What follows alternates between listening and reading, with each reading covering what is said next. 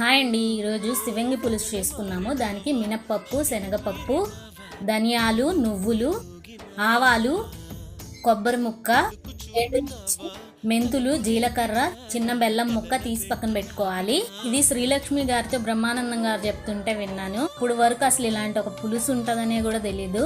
పల్లీలు ఇవన్నీ కూడా వేయించుకోవాలి. వేయించి గోల్డెన్ బ్రౌన్ కలర్ వచ్చే వరకు వేయించుకోవాలి. ఈలోపు పక్కన చింతపండు నానబెట్టుకోవాలి. దీనికి గుత్తి వంకాయలు తీసుకోవాలి. వంకాయల్ని 4 ఘాట్లు పెట్టుకొని ఉప్పు పసుపు వేసి నీళ్ళల్లో వేసుకొని ఉంచుకోవాలి. దినుసులన్నీ చల్లారాక మిక్సీ వేసి పౌడర్ చేసుకోవాలి.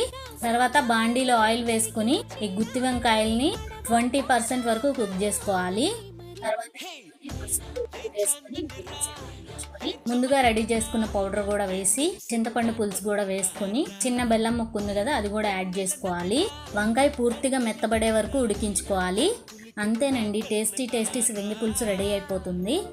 వేడి అన్నంలో వేడిగా పోసుకొని తింటుంటే అబ్బా టేస్ట్ నెక్స్ట్ లెవెల్ ఉందండి. బ్రహ్మానందం గారు ఆ సినిమాలో ఈ శివంగి పులుసును వర్ణిస్తారండి. చివరిలో పులుసులో తాలింపు కూడా వేసుకోవాలి. సారీ చెప్పడం మర్చిపోయాను. ఈ వీడియో కనుక నచ్చినట్టయితే please do like, share and subscribe to my channel. Okay, bye friends. ఏం మసాలాలు లేకుండా చేసే పులుసు, హోమ్ మేడ్ శివంగి పులుసు అనమాట. Okay, bye friends.